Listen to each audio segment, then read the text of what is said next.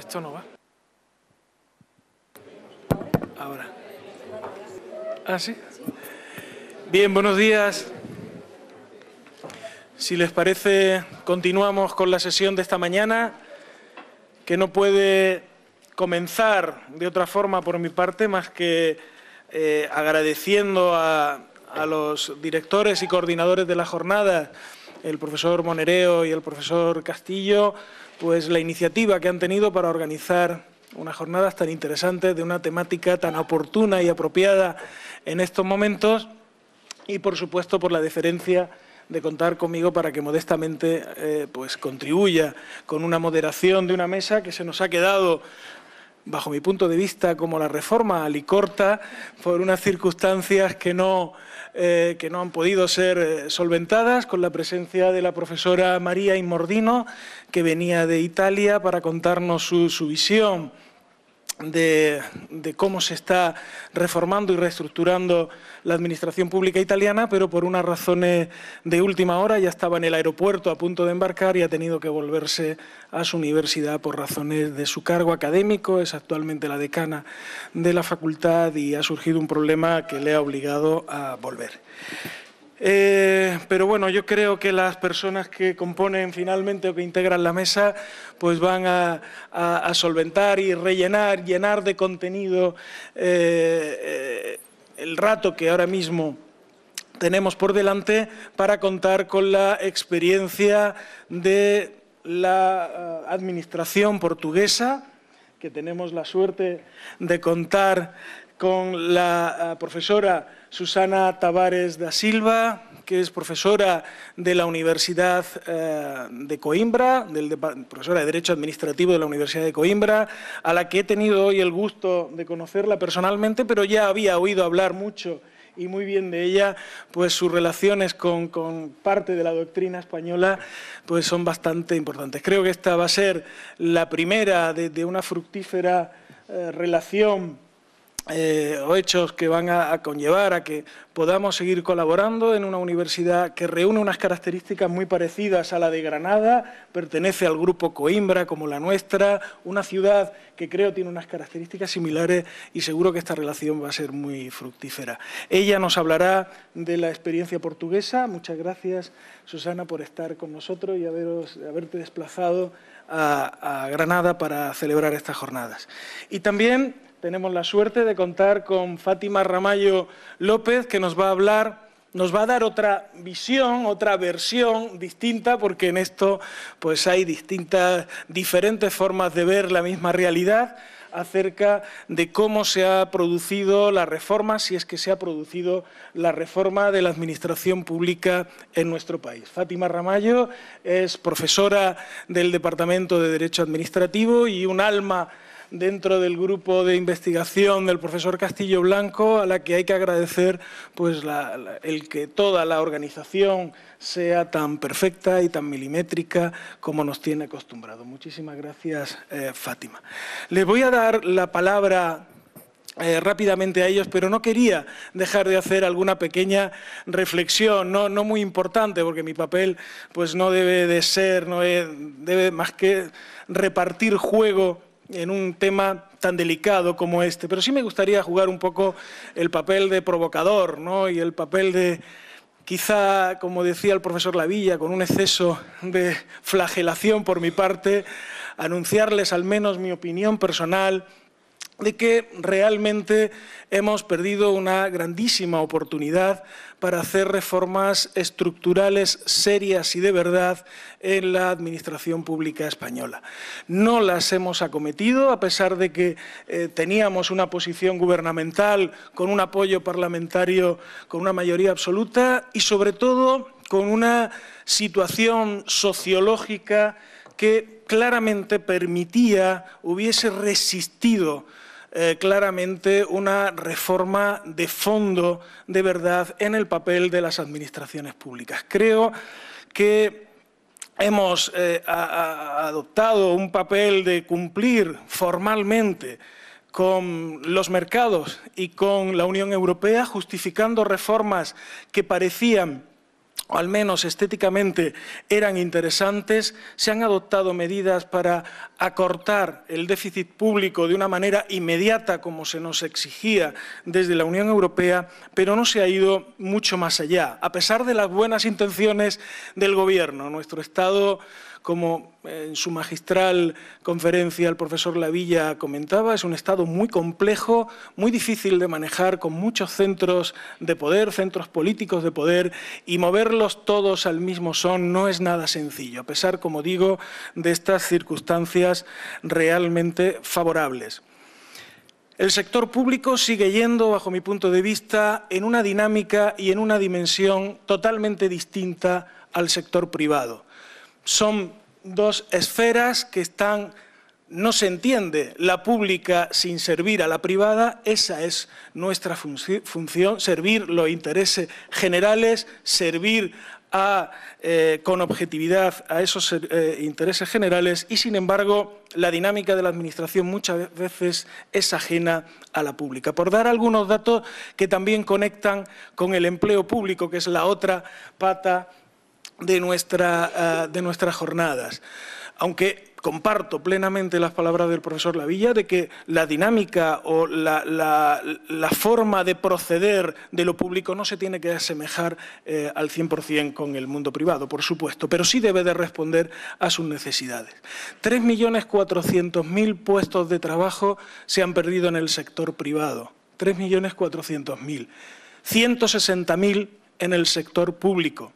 160.000, de los cuales la mayoría son fruto de jubilaciones o fruto de interinidades o puestos de trabajo temporal. La proporción es realmente dramática. En 2007, en el momento del máximo apogeo del empleo en España, un 14% de los puestos de trabajo dependían del sector público. Es decir, 14 de cada 100 trabajadores recibían su emolumento del erario público. Hoy, en finales de 2013, es el 17%. Necesariamente no tendríamos por qué reducir ese personal al servicio de las administraciones públicas, pero parece que la corresponsabilidad o el equilibrio entre el sector privado y el sector público no está siendo tal, está muy lejos de aproximarse o al menos de estar equilibrados. ¿Cuáles son las razones? Pues son muchas y variadas. El profesor Lavilla ha apuntado algunas de ellas, pero yo creo que se tiene que producir un cambio de verdad en la sociología de los empleados públicos, del personal al servicio de las administraciones públicas. Se tiene que revertir la situación en la que de verdad tomemos conciencia de cuál es nuestra función. Y tiene que haber una reflexión que todavía no ha tenido lugar acerca de realmente qué puestos de trabajo tienen que permanecer en la esfera del sector público, qué puestos de trabajo de verdad tienen que estar desempeñados por funcionarios públicos, exclusivamente, bajo mi punto de vista, aquellos que supongan el ejercicio de prerrogativas públicas. Eso es indiscutible, innegociable. Se necesita la objetividad del empleado, del funcionario público, como decía el profesor Lavilla. Pero fuera de ello, hay que plantearnos si realmente esos puestos de trabajo tienen que estar desempeñados o tienen que estar en el ámbito, en el entorno de las administraciones públicas y, sobre todo, desempeñados por funcionarios públicos.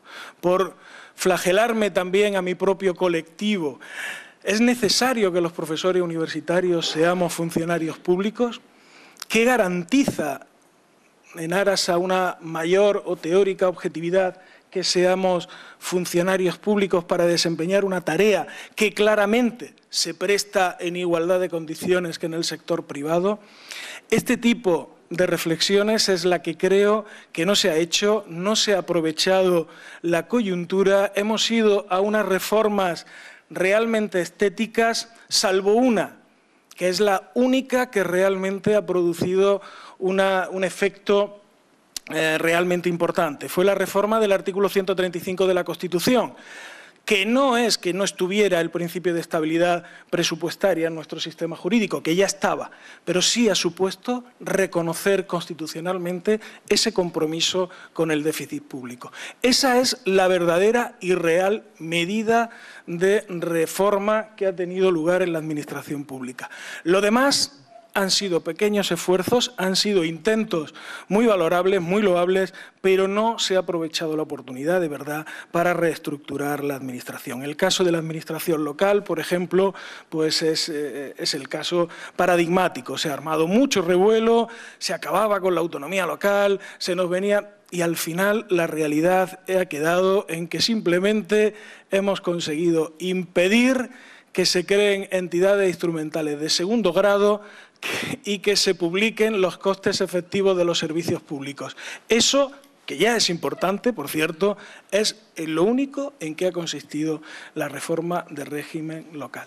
Me permiten que adopte este tono un poco provocador y que seguramente pues, alimentará el debate que tenga lugar después de las intervenciones que ya estamos deseando de escuchar, en primer lugar, de la profesora Susana Tavares. Cuando quiera, Susana.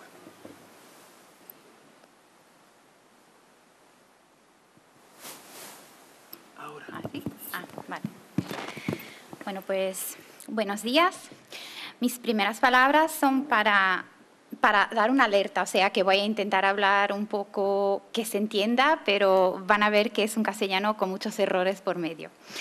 Pero mi primera palabra es de gratitud y para felicitar a la organización de estas jornadas y en especial al profesor Castillo por la invitación a estar aquí hoy y también al profesor Monereo por la oportunidad de esta reflexión de un tema que es muy importante y que se plantea en España, pero que también se plantea en Portugal. Mi segunda palabra para decir que es un placer muy grande compartir la mesa y estar aquí con personas que acabo de conocer, pero que ya conocía a través de su obra. O sea que la verdad es que los académicos tenemos esta característica, es que nos vamos conociendo y al final nos vemos, pero nos vamos conociendo. Y bueno, yendo directo al tema, la primera advertencia que debo hacer es que se llama Modelo de Reforma de las Administraciones Públicas y la experiencia portuguesa, pero que sería un tema muy, muy abrangente, porque además de eso, como estamos viendo aquí, hay problemas por detrás, hay problemas ideológicos, eso es inevitable cuando hablamos de modelos de administración. Había una idea de que el New Public Management podría ser el final de la historia, pero como siempre vemos aquí, ya hemos hablado de eso hoy, o sea que reforma es permanente, nunca estamos en un modelo que sea el final o que sea la palabra final y vamos aprendiendo, bueno, pues por tentativa y error. Y entonces lo que voy a relatar es un poco lo que ha pasado en Portugal tras la intervención de lo que se llamaba la Troika y que ahora se llama las instituciones, lo que sea que eso signifique de cambio. Pero empezar por explicar un poco la realidad de Portugal con unos números. Portugal tiene un territorio de 92.000 kilómetros cuadrados, una población de no llega a 11 millones de personas y una organización política que es muy centralizada, siempre ha sido, porque el territorio así también lo exige. Solo tenemos 2 entes autonómicos que son respecto a la insularidad, a Madeira y Azores. Pero ahora sí que se está hablando de la posibilidad de regionalizar a Portugal una vez más. Ya tuvimos una propuesta, está en nuestra Constitución, tiene que pasar por un referendo, luego el pueblo ha dicho que no lo quería, pero ahora políticamente se habla nuevamente de una regionalización y no sabemos en qué vamos a quedar. Dependerá todo de las elecciones políticas que tenemos este año. Pero nuestra realidad es también de 308 municipalidades, que para nosotros son un encargo administrativo muy significativo. Y cuando llegamos al cuarto trimestre de 2014 teníamos una tasa de desempleo de paro de 13,5%, que es muy, muy elevada para Portugal, porque en Portugal, diferentemente de lo que ocurre en España, y lo vamos a ver también a propósito de hablar un poco de corrupción, bueno, pues la economía sumersa no es tan significativa cuanto aquella que existe en España. Y nuestra organización administrativa tenía inscritos, o mirando a toda la organización, a todo lo que son las leyes de organización de todos los servicios públicos, teníamos 102 entidades en la administración central, 43 en la periférica y 74 institutos públicos. Y uno de los elementos que la Troika cuando llegó a Portugal nos dijo fue, para hacer el rescate hay aquí un conjunto de condiciones que vas a tener que cumplir. Y una de ellas era hacer una reforma de la administración y hacer una reducción del número de entidades administrativas. Entonces, eso ha empezado por reformular, aunque normativamente y sin gran interés, lo que debería ser la administración central y cuál debería ser la estructura de las entidades de la administración central, de la administración periférica y la ley de los institutos públicos. Y lo que hemos tenido ha sido una reducción de 22% de entidades en la administración central, 14%, 67% en la administración directa periférica, ya vamos a ver que mayoritariamente eran órganos de competencia consultiva, y una reducción de 24% de institutos públicos. Nuestro plan se llamaba el Plan de Reducción y Mejora de la Administración Central, en portugués el PREMAC, Plano de Redução e Melhoria da Administração Central. Y uno de los principales elementos ha sido la reducción de los cargos de dirección. O sea, se ha dicho que ahí sí que había mucha gente para dirigir, mucha gente que al final hacían no mucha cosa. Luego se han reducido en 40% las estructuras administrativas, y aquí sí, mayoritariamente las que eran consultivas. Debo decir que en Portugal no hay un gran prestigio de las entidades consultivas.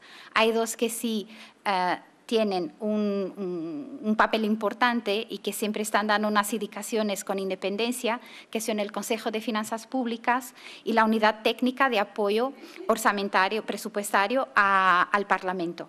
Esas dos sí que tienen un papel relevante, y voy a hablar un poco luego de transparencia entre nosotros, pero lo demás sí que eran cargos mayoritariamente políticos y efectivamente sin prestigio lo que decían sus opiniones. Y una reestructuración de organismos que se ha hecho mayoritariamente fusionando, extinguiendo, reduciendo, integrando, pero vamos a ver que al final lo que son estas reducciones efectivamente no corresponden a una gran reducción en el presupuesto de los recursos humanos en la administración pública, porque al final uno de los ejes fundamentales de esta reforma no se ha podido hacer. Pero un elemento que estaba expresamente en el programa que hemos firmado con las entidades que nos han ayudado en ese rescate sería la reforma de las municipalidades, porque se dijo que en Portugal las municipalidades no tenían muchas competencias y que eran demasiadas para el territorio y que creaban ahí mucha ineficiencia. Y entonces nosotros tenemos las municipalidades y abajo de las municipalidades unas entidades que creo que no tienen no pueden ser equiparadas a nada en España, que son lo que nosotros llamamos las freguesias. Y entonces se ha ido por ahí un poco por la cosmética de que se hablaba, y era más fácil porque lo que existía aquí era sobre todo una idea de una referencia sobre un lugar donde la persona habría nacido o algo así, pero poco más, porque las freguesías, su competencia era sobre todo para administrar los cementerios y alguna ayuda que podrían dar a las personas de proximidad, pero emitían unos certificados atestando que uno residía en aquella calle y no haría mucho más que eso. Entonces, políticamente se dijo, bueno, podemos hacer aquí una reforma que permite cumplir lo que se ha acordado con las instituciones y al mismo tiempo no cambiar mucho la realidad.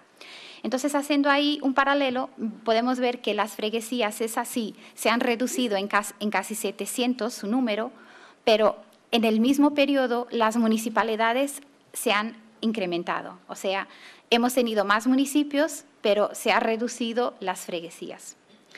Y esto para decir que la exigencia que la Troika nos hacía tenía una razón de ser que era también presupuestaria.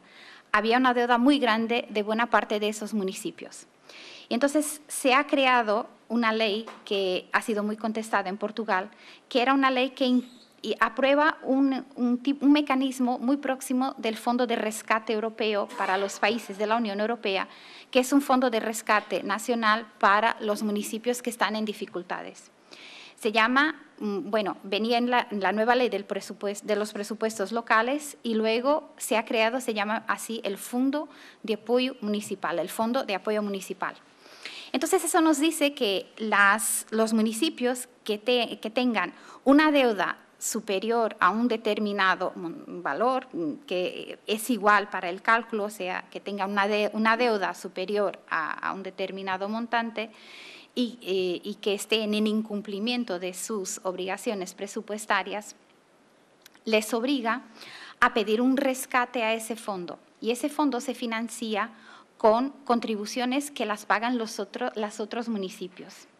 Igual que se intenta hacer con Europa, o sea, hay países que van a poner dinero, otros que lo van a pedir y luego lo van a tener que pagar con determinado presupuesto. Bueno, y ahí es la misma cosa. Entonces, eso ha tenido muchos problemas políticos y jurídicos en Portugal. Se ha dicho que era una violación de nuestro derecho de la autonomía local, pero al final el Tribunal Constitucional ha dicho que no, que era conforme a la Constitución y entonces en este momento está en vigor el Fondo de Apoyo Municipal. Y ahora pasaría rápidamente por aquellos que son los hechos fundamentales de la reforma de la administración, que no han sido tanto de reforma de gobierno, de modelo de Estado, pero que han sido sobre todo de reforma de procedimientos y que creo que aquí sí Portugal puede ser un ejemplo porque, a mi juicio, en Portugal lo que está resultando y que resulta en otros países de Europa es utilizar las tecnologías de información y comunicación para hacer las grandes reformas, porque la verdad es que el territorio de Internet y el territorio de las tecnologías de información y comunicación es un poco ideológicamente neutro, por lo menos a la primera vista. Y entonces es más fácil hacer por aquí un buen número de reformas que al final vamos a verificar que van a estar ahí colidiendo con competencias que nosotros teníamos por ciertas. Uno de los ejemplos que yo siempre doy en clase, porque yo también doy clases de derecho tributario, está en el derecho tributario, en que nosotros hacemos toda la declaración de renta electrónicamente, la liquidación de los impuestos se hace electrónicamente y el devengo se hace electrónicamente, pero si uno quiere luego hacer una reclamación, esa se va a decidir en un servicio que está próximo del ciudadano cuando el acto que es equivalente a un acto administrativo se ha practicado en la administración central, que son los que hacen la gestión del sistema informático. Bueno, y ahí hay un campo de estudio y de investigación que tiene que ver exactamente con eso. Cuando estamos computurizando procedimientos, estamos muchas veces aplicando la ley en una forma diferente de aquella que es la propia ley. Y hay que trabajar un poco con los ingenieros informáticos para entender de qué va esto, o sea, porque nosotros tenemos una ley y nos imaginamos que cuando pasamos para un procedimiento que es electrónico, se va a respetar lo que hemos decidido normativamente. Y muchas veces, unas veces por limitación del sistema, otras porque no son los juristas los que la van a implementar, la verdad es que tenemos un modelo distinto, incluso modificando competencias de aquello que surge en el sistema computacionado del procedimiento. Entonces, en Portugal sí que tenemos en este momento una administración electrónica muy fuerte. Prácticamente los ciudadanos se sienten más próximos del Estado vía la computadora que vía los servicios públicos. Se ve mucho más las ventanillas electrónicas que un funcionario a dónde dirigirse. Hoy podemos hacer casi todo a partir de nuestro despacho, de nuestra casa, de nuestro tablet. tenemos una ventanilla electrónica para casi todos los procedimientos. O sea, si yo quiero abrir un nuevo negocio, si yo quiero constituir una asociación, si yo quiero pedir, si yo quiero cambiar de residencia, si yo quiero iniciar, quiero hacer la declaración de renta, quiero pedir un carnet de conducir porque el mío ya ha pasado el plazo, todo eso se hace a partir de la computadora. No hay que ir a ningún sitio. Luego, uno de los elementos que es muy importante y que está teniendo resultados muy positivos en el combate a la corrupción es utilizar el carnet de identidad que tiene un sistema de seguridad y que le da una identificación muy precisa como instrumento para autenticarse en portales institucionales e incluso para hacer algunos actos donde en Portugal se ha verificado que había mucha corrupción.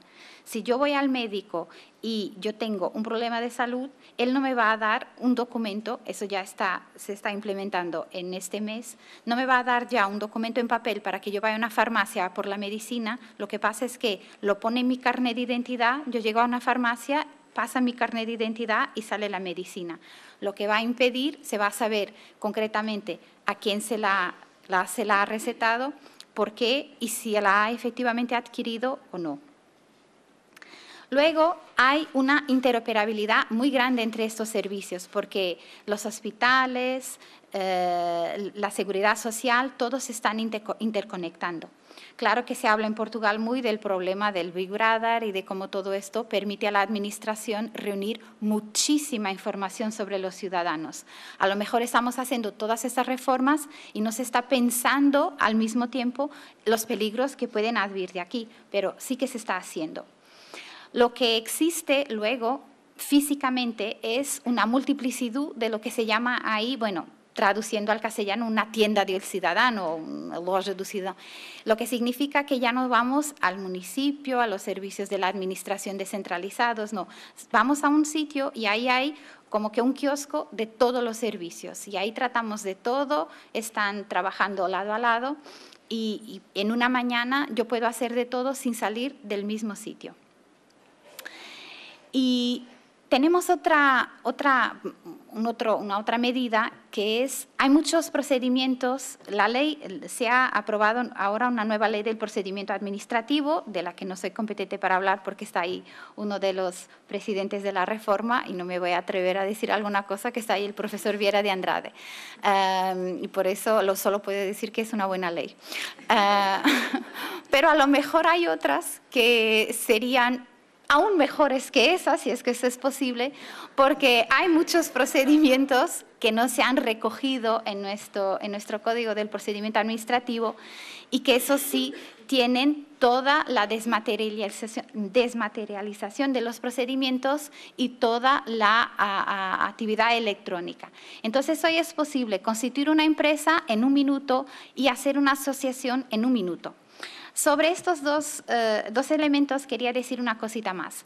El que se pueda hacer una empresa en 1 minuto, a lo mejor es muy bueno para la actividad económica, porque es posible que yo hoy, pegando en una computadora, me digo, bueno, yo creo que con lo que he oído aquí, incluso del profesor Stanislao, a lo mejor le voy a dejar la docencia de la universidad, porque soy un encargo para el Estado, entonces me voy a poner más emprendedora. Y mañana me voy a abrir vamos a imaginar, me voy a abrir un restaurante o una cosa así.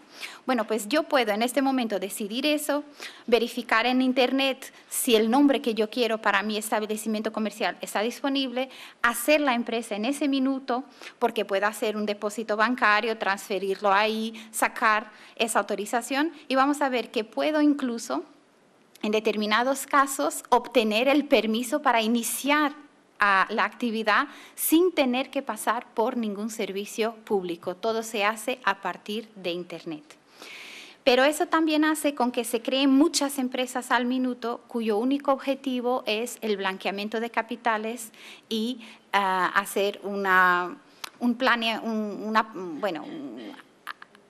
pagar menos impuestos, y eso en Portugal se verifica mucho. Se hacen empresas cuyo único objetivo es un ahorro fiscal no legítimo.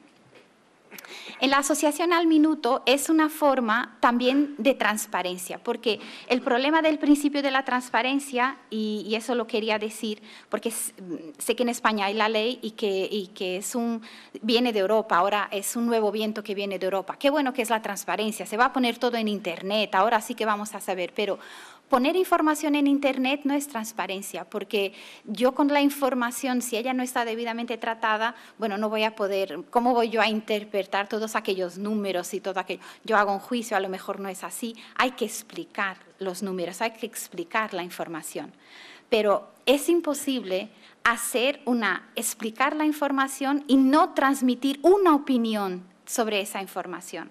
O sea que si se pone la información, a lo mejor no produce el efecto que nosotros imaginamos de aprofundamiento del principio democrático, porque llegar a casa tras un día de trabajo y ponerme en Internet a ver qué tal va el gasto del municipio, bueno, es necesario que realmente no tenga nada más que hacer, ni sea nada más de aplausivo. Es una ciudadanía muy, muy activa que es necesario tener para que eso sea efectivo.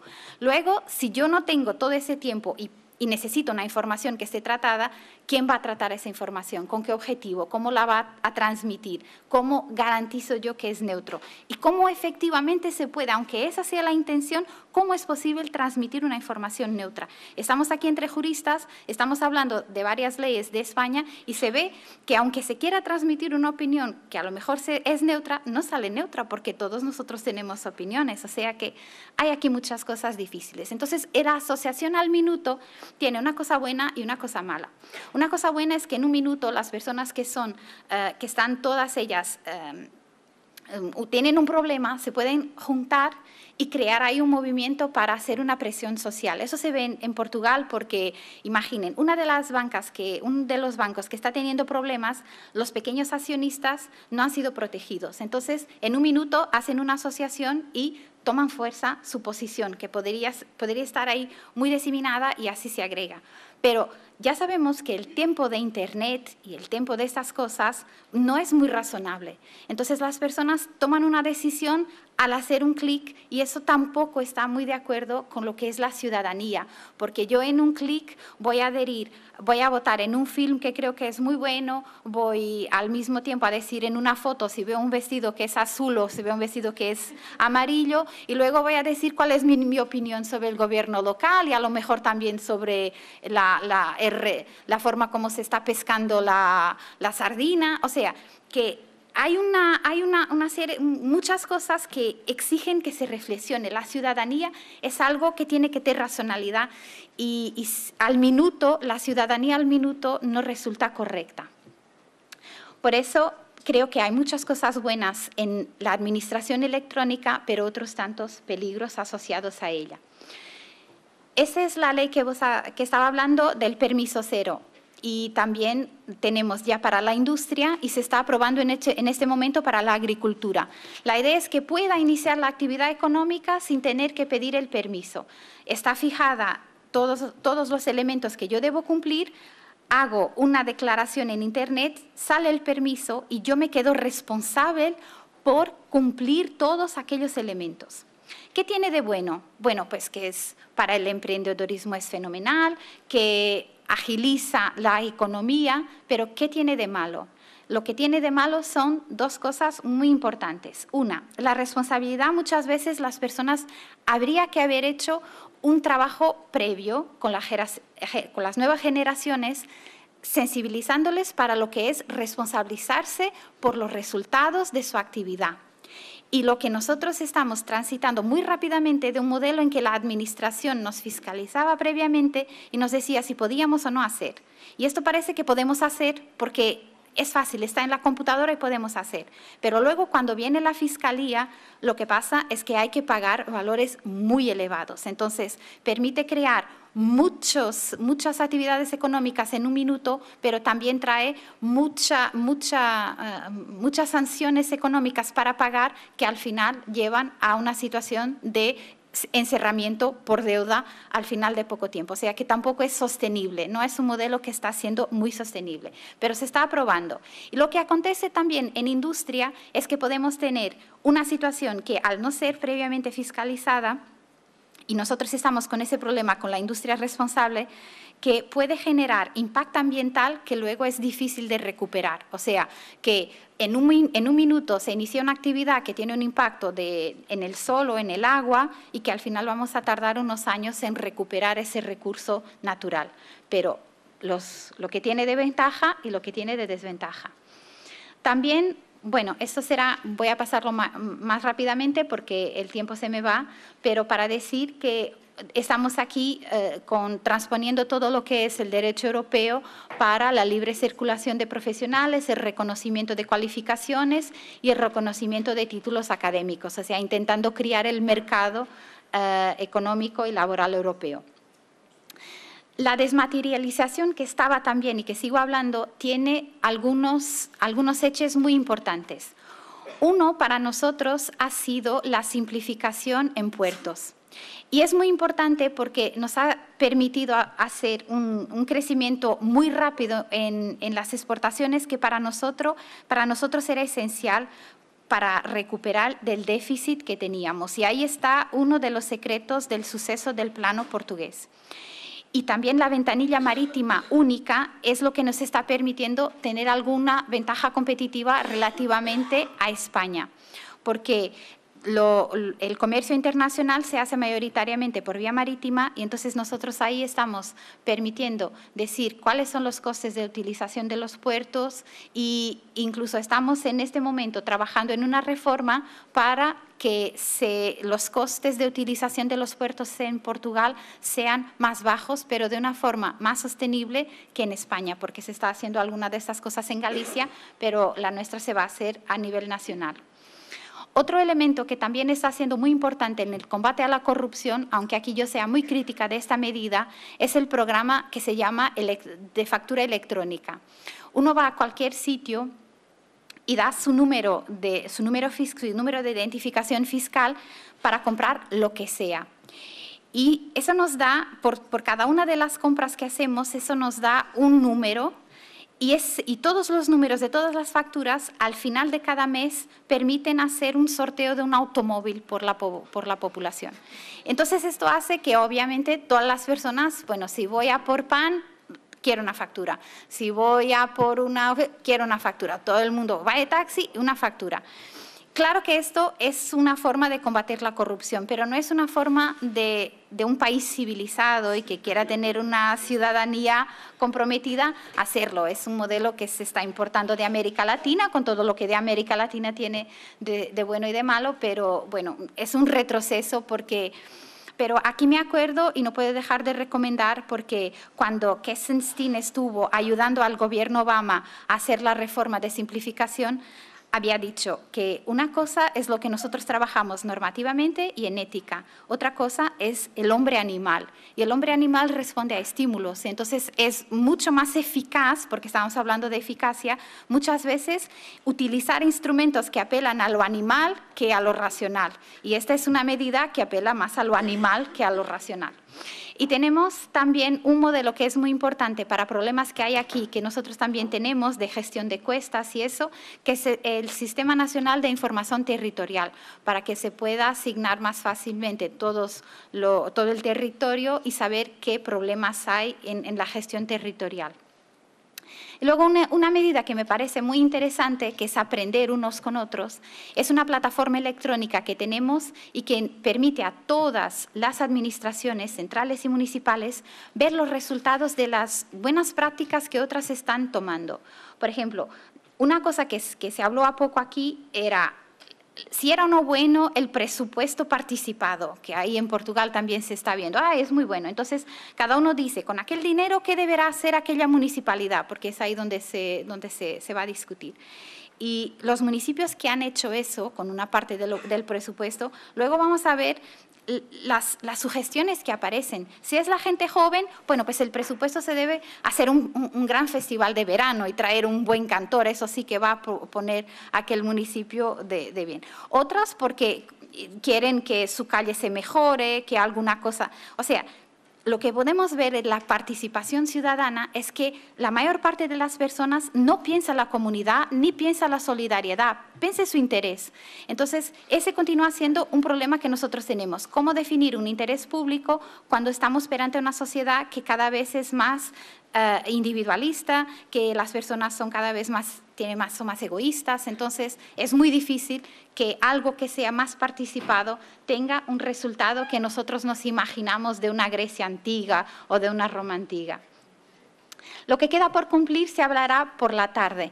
De la racionalización de los recursos humanos, porque tenemos más o menos el mismo número de empleados y trabajadores en administración pública, la racionalización de la administración municipal, como hemos visto, ha quedado todo en el mismo, pero hemos cumplido la medida que nos ha impuesto la Troika, y la racionalización de las entidades de regulación económica, porque en Portugal, por eso de los mercados, en este momento se cree que cada sector debe tener un regulador dedicado. Entonces, estamos en una multiplicitud de entidades reguladoras y para todo se imagina. Si es un problema de alquiler de pisos, pues una entidad reguladora para el inmobiliario. Si hay un problema con algún sector que no sea puramente la compra y venta de bienes en mercado, se entiende que la creación de una entidad reguladora lo podría solucionar. Y la verdad es que nuestras entidades reguladoras no están creando los resultados económicos que esperábamos de ellas, ni en el sector eléctrico, ni en transportes, ni en telecomunicaciones. Y lo que se ve, esto solo para dejarlo simplemente señalado, es que lo que eran los servicios que los ciudadanos necesitaban, y miren que cuando estamos pasando a ese tipo de administración sumamente electrónica, la regulación de telecomunicaciones es fundamental y el acceso a las telecomunicaciones pasa a un derecho fundamental. Eso exigiría una buena regulación del sector, pero el sector sigue siendo regulado con otros objetivos que no este. Entonces, lo que podemos ver es que hay algunas mejoras, pero difícilmente, y no sé si esto es lo que marca nuestro tiempo, todo es muy como posmoderno, o sea, que todo se hace en piezas, pero no se consigue trabajar a todo el conjunto. Y eso creo que es uno de los problemas. Pero muchas gracias por esa atención.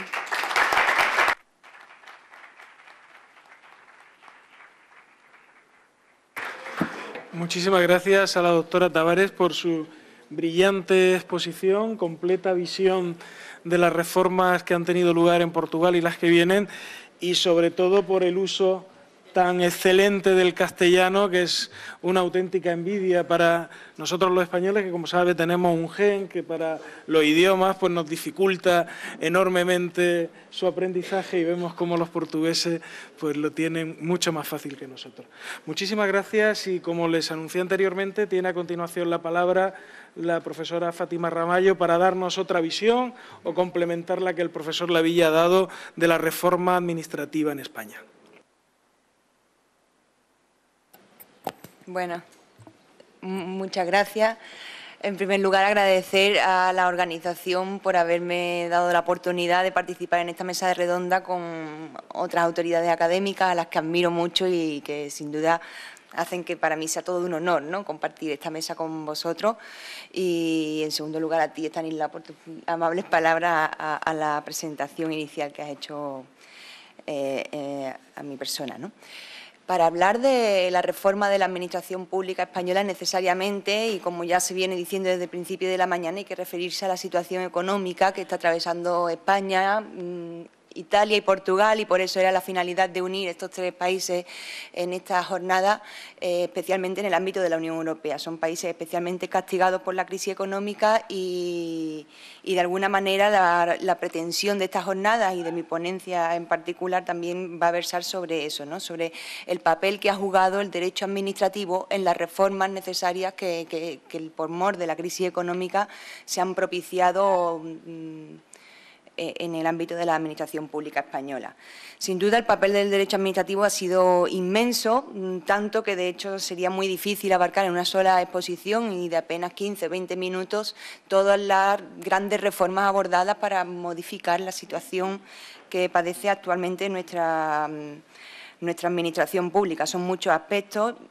yo voy a intentar de reflexionar en los siguientes minutos, pues si hemos acertado en las reformas planteadas, si hemos mejorado o empeorado el funcionamiento de las administraciones públicas y, sobre todo, si hemos reflexionado suficientemente sobre el sentido de la reforma. Esto es, sobre el tamaño, las funciones, las competencias, los recursos humanos, el régimen jurídico que ha de asistir a nuestras administraciones públicas para que la eficacia y la eficiencia en su gestión, que son las máximas que han de guiar la actuación de la administración pública, sea una realidad efectiva, ¿no? Aunque expondré varios aspectos que son de dudosa éxito en la reforma planteada, en realidad creo que una sola oración podría resumir la consecuencia o las soluciones que se han aportado a esta reforma, y la oración es que las reformas se han hecho en forma demasiado apresurada, muy poco reflexionadas y en cualquier caso pues han sido tan precipitadas que realmente no han sabido abordar la situación que realmente se encontraba el legislador a la hora de acometer la reforma. En definitiva, se han abordado las reformas por lo que se ha venido en llamar el derecho de la crisis, un derecho de emergencia realizado a golpe de decreto ley y prácticamente sin tener en cuenta una reflexión pausada y, sobre todo, y una de las cuestiones que creo que sería importante señalar y que muy pocas veces se dice, que tenemos un acervo doctrinal importante que después de 30 años de Constitución y de administraciones públicas en la forma en las que están configuradas en la actualidad, ha generado un acervo doctrinal suficiente, más que suficiente, como para que esta reforma se hubiera aprovechado el momento coyuntural que teníamos para que estas reformas fueran realmente efectivas, y no se ha hecho así. Todo esto, como digo, las reformas se han abordado a través de las soluciones de emergencia, las soluciones a los problemas coyunturales y con un escaso déficit, con mucho déficit democrático a la hora de abordarlas, ¿no?, de participación de todos los sectores afectados. Como digo, la dificultad de abarcar lo inabarcable pues, ha hecho que la exposición quiera centrarla especialmente en un aspecto que creo esencial para abordar la redimensión que es necesaria en la reforma de nuestras administraciones públicas, y es la capacidad de retener la potestad de autoorganización concedida a las administraciones locales y autonómicas en nuestro Estado y a todas las administraciones públicas, ¿no? Esa voracidad propiciada por esa capacidad de autoorganización no ha sido capaz de contenerse por el derecho y, de hecho, creo que es una situación que ya estaba en crisis antes de que el Estado entrara en crisis económica. Ya teníamos ese problema. Una breve referencia a esta trayectoria. Desde que se aprueba la Constitución y se otorga esa capacidad de autoorganización a las administraciones públicas, pues hemos encontrado que en un primer momento se aprobó una ingente cantidad de organismos autónomos vinculados a las administraciones territoriales que la creaban, para más tarde, en un avance más en ese proceso de descentralización funcional, transformarse en entidades de carácter jurídico privado o cualquiera de las diversas manifestaciones que nuestra administración institucional nos permite, buscando, como se ha denunciado reiteradamente por la doctrina, la huida del derecho administrativo, la huida de las rigideces del derecho público, embelesados o enamorados de la forma de gestión privada como la panacea para resolver todos los problemas de nuestras administraciones públicas. Esa ha sido la trayectoria que nos ha llevado hasta la actualidad, que es el sobredimensionamiento de un sector público que ahora, por mor de la crisis económica, nos toca redimensionar. Y como primera consecuencia, pero la segunda gran consecuencia es que todo ese sobredimensionamiento ha supuesto un gran incremento del gasto público que al final, a las últimas, ha perjudicado a la capacidad de avanzar en lo que realmente importa en el Estado de Derecho, que es en la consecución de los derechos sociales de los ciudadanos, ¿no?, que es el fin último que guía la actuación de nuestras administraciones públicas. Pues todos estos polvos, los de la sobredimensionamiento del sector público instrumental, han traído los lodos en los que ahora nos encontramos y en los que creo que será bastante complicado salir, pero para eso se han hecho las reformas que se han abordado hasta el momento, pero, como digo, tienen una carencia funcional, y es que son soluciones de urgencia, de emergencia, y como todos sabemos, y el refrán lo dice, las urgencias no son nunca buenas compañeras, ¿no? Y si encima no tenemos en cuenta el acervo doctrinal creado al respecto, en el que se ha tendido a articular una administración pública que sea sostenible y que permita salvaguardar el Estado social y de derecho sin que necesariamente tendríamos que sobrecargar el sector público, sin que se cree un sector público que no sea posible de financiar, pues no se han abordado en ese sentido. La urgencia con la que se han abordado no ha permitido intervenir o dar la solución acertada en este sentido, ¿no? Se ha llegado, como sabemos todos, a límites insostenibles en la forma de organización de nuestra administración pública y la inmediata consecuencia de esta pues son muchas, ¿no? Pero me gustaría destacar especialmente dos. Ese incremento del gasto público, que la tendencia de los últimos años de realizar las privatizaciones y las liberalizaciones en los llamados servicios de interés económico general tampoco han contribuido a reducir el gasto público. Prácticamente se puede decir que, a pesar de eso, ha seguido siendo el mismo, porque en estos casos el Estado lo que ha pasado es de prestar el servicio a convertirse en garante de su prestación, y al realizar esas actividades de control, de reglamentación, de inspección de cómo se llevan a cabo esa prestación de servicios, pues supone necesariamente también un gasto que en definitiva la solución no ha pasado por la reducción del gasto, sino simplemente por la denunciada huida del derecho administrativo y al mismo tiempo también por la reiteradamente desoída por los poderes públicos de esas denuncias, ¿no? Esa es la primera gran consecuencia. La segunda gran consecuencia, el momento presente en el que nos encontramos, la constante necesidad denunciada por parte de la doctrina de repensar el modelo.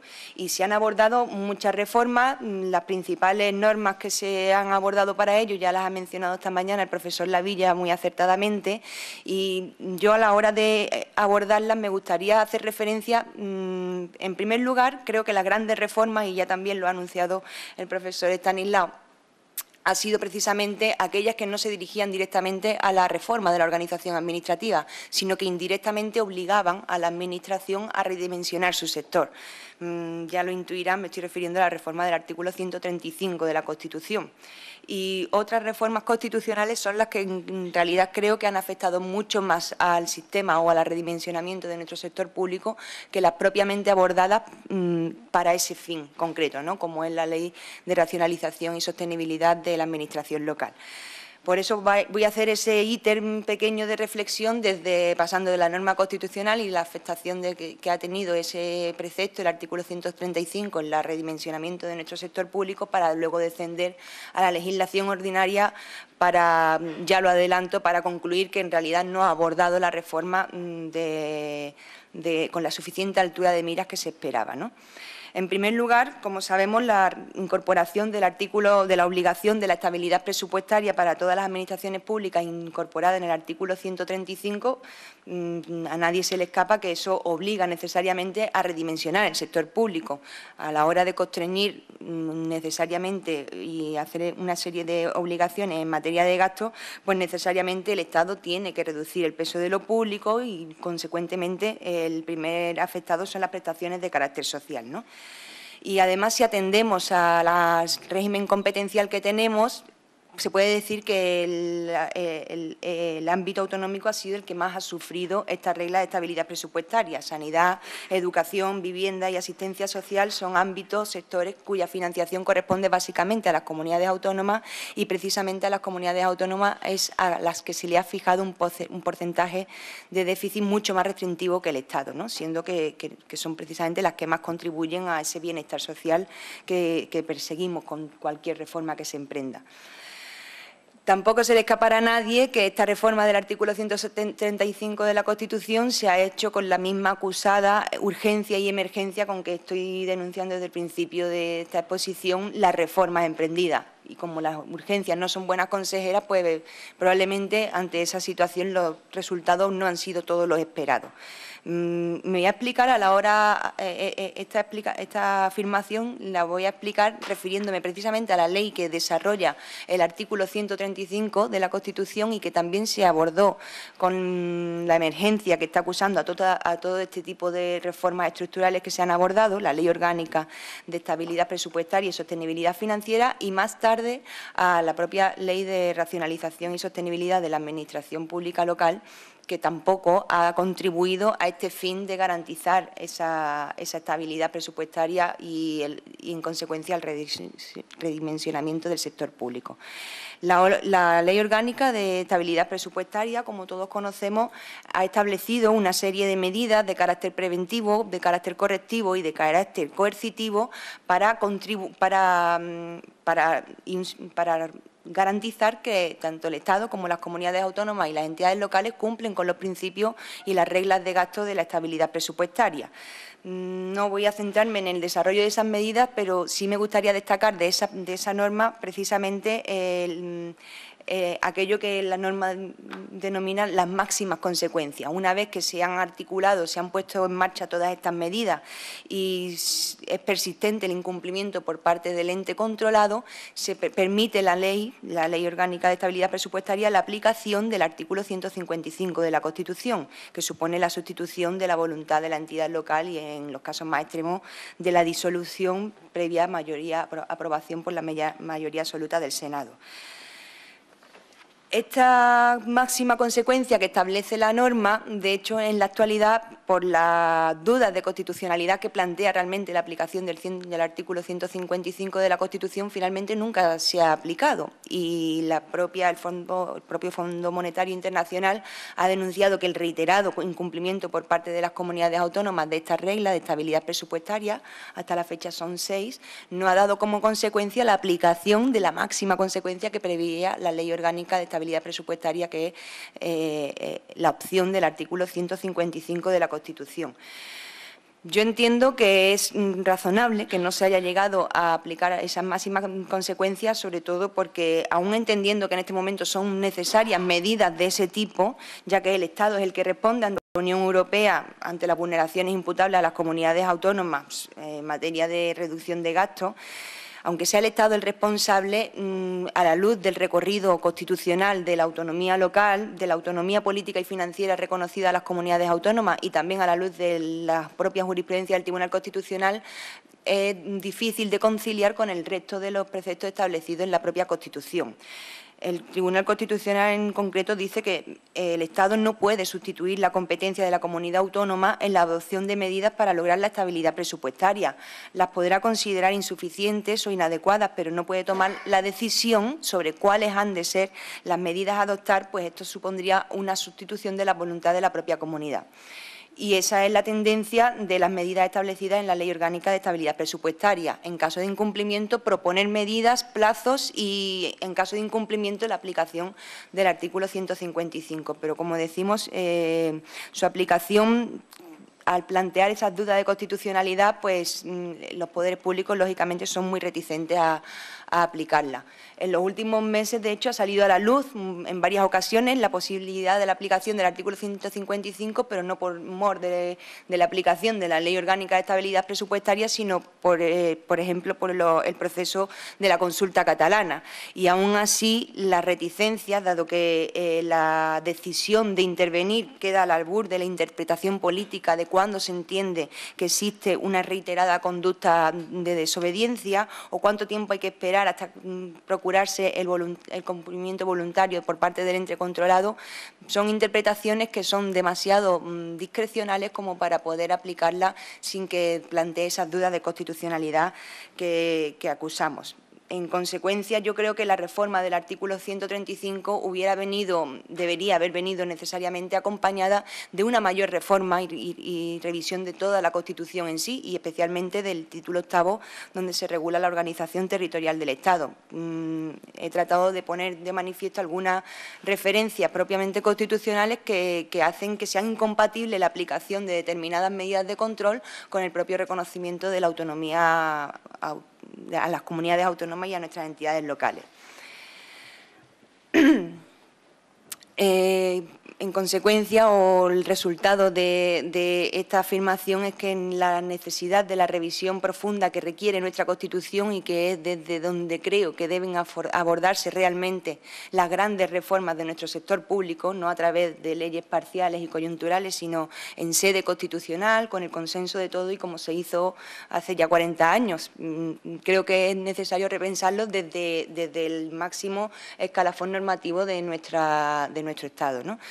En definitiva, esa necesaria revisión profunda de la Constitución va más allá, como vemos, de los aspectos económicos y presupuestarios que han venido siendo impuestos por la Unión Europea y traspasan el principio máximo de estabilidad presupuestaria para hablar del principio de racionalización y de organización adecuada de las administraciones públicas.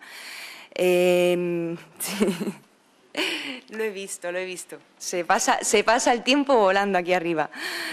La verdad, yo a lo mejor espero que no esté siendo aburrida porque se pasa el tiempo volando. En cualquier caso, lo que quiero realmente destacar de todo este proceso de reformas emprendido es que se ha priorizado en casi todas las reformas emprendidas el cumplimiento del principio de estabilidad presupuestaria. De hecho, las principales medidas para redimensionar la administración pública territorial, no voy a hablar de la institucional, tenía unas breves referencias a ellas, pero ya lo va a hacer mucho más clarificadoramente la profesora Encarna Montoya a continuación, a la que le estábamos robando el tiempo. En definitiva, digo, las medidas para redimensionar el sector público y especialmente en el ámbito de la administración territorial se están supeditando en casi todas las normas al cumplimiento de los principios de estabilidad presupuestaria. De hecho, se establece en la práctica generalidad de las normas como una excepción. Si usted cumple con este principio, no se le aplican las medidas restrictivas y de racionalización. No lo entiendo si la medida, si la Ley de Racionalización y Sostenibilidad de las Administraciones Públicas tenía como finalidad esos principios, lograr esos principios en la articulación de nuestras administraciones públicas, porque se prioriza otro principio, que es el de estabilidad presupuestaria, en función del cual, si se cumple ese principio, los otros ya nos dan igual. Es un poquito esa la reflexión que quiero dejar sobre la mesa, ¿no? Que realmente las reformas no se han abordado con la suficiente altura de mira y eso hubiera sido deseable, más que deseable, porque en el momento que nos encontramos, pues estamos redimensionando el sector público, pero sin soluciones que tienen un efecto a largo plazo. Y desde luego la situación actual, la que está acusada en la situación actual de nuestras administraciones públicas, es una situación que se da hoy en época de vacas flacas, pero que también se va a dar en época de vaca gorda. Cuando todo vaya bien, el sector público debe seguir atendiendo a los principios de eficacia, eficiencia y racionalidad y no simplemente que tenga como principal guía de actuación el de estabilidad presupuestaria, que como ya se ha acusado de primera hora de la mañana, es el que está guiando al final el sentido de todas las reformas. Bueno, pues muchas gracias.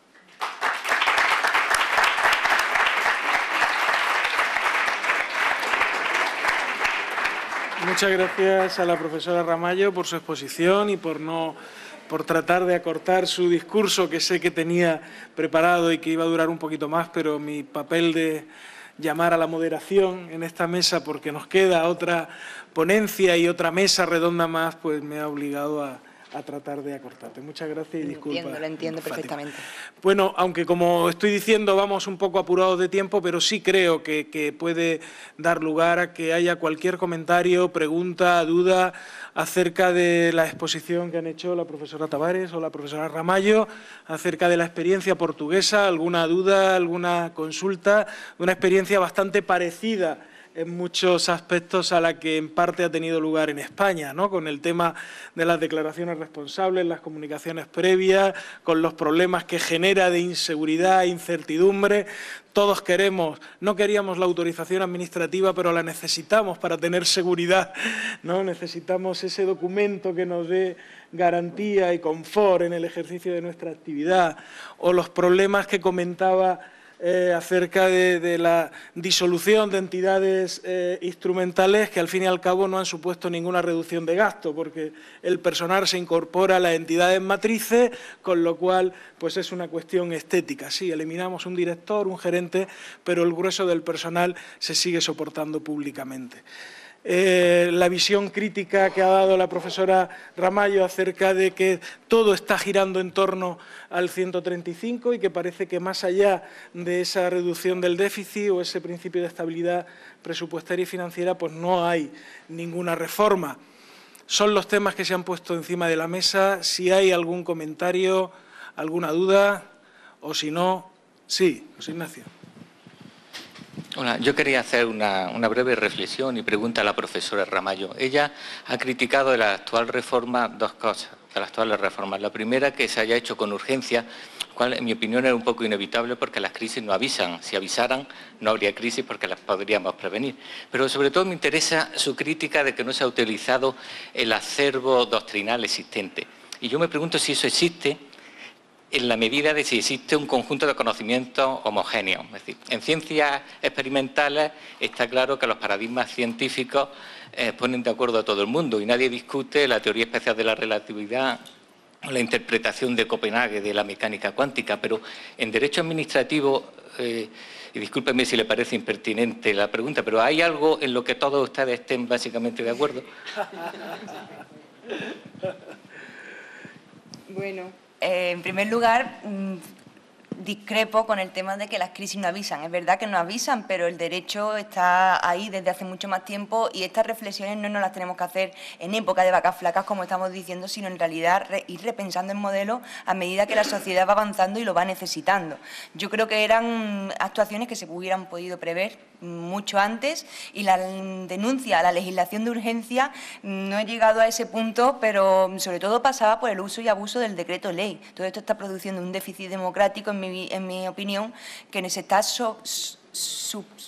poniendo por debajo del déficit presupuestario, que es nuestra principal preocupación, pero y el déficit democrático donde queda, y la consulta a la doctrina más autorizada y especializada en la materia, que sí, te puedo adelantar que sí existe, sí hay consenso. Además, para nosotros el tribunal, la interpretación del Tribunal Constitucional en estas materias pues es elemental y es la que va a guiar la orientación de la escrito que desarrolla la doctrina administrativista. Yo creo que en la forma de organización administrativa y en la modernización de nuestra organización administrativa sí hay un consenso más que suficiente como para que hubieran sido plasmados en muchos casos en las normas, y creo que hay muchísimas cosas propuestas por la doctrina que no han sido plasmadas en la norma. Esa es mi opinión humilde desde la escasa trayectoria. Yo no soy doctrina ni me considero ni mucho menos, pero sí doy la palabra en este sentido a Estanislao. No sé si quiera agregar algo más en ese sentido.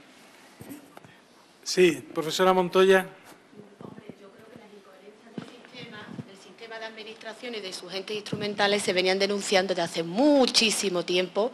Digamos que el otro día, por curiosidad, repasé otra vez las exposiciones de motivos pues, de la LOFAGE, de la Ley General Presupuestaria del 77, y verdaderamente es curioso cómo se parecen bastante a esa necesidad racionalizadora a lo que ahora se contienen proyectos o anteproyectos.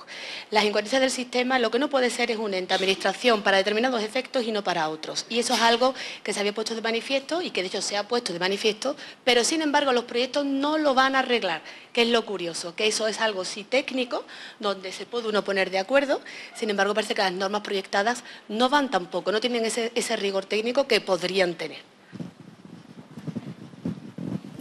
Sí. ¿Quieres puntualizar algo, Ignacio? ¿No? Bien, ¿alguna otra pregunta, comentario, consulta?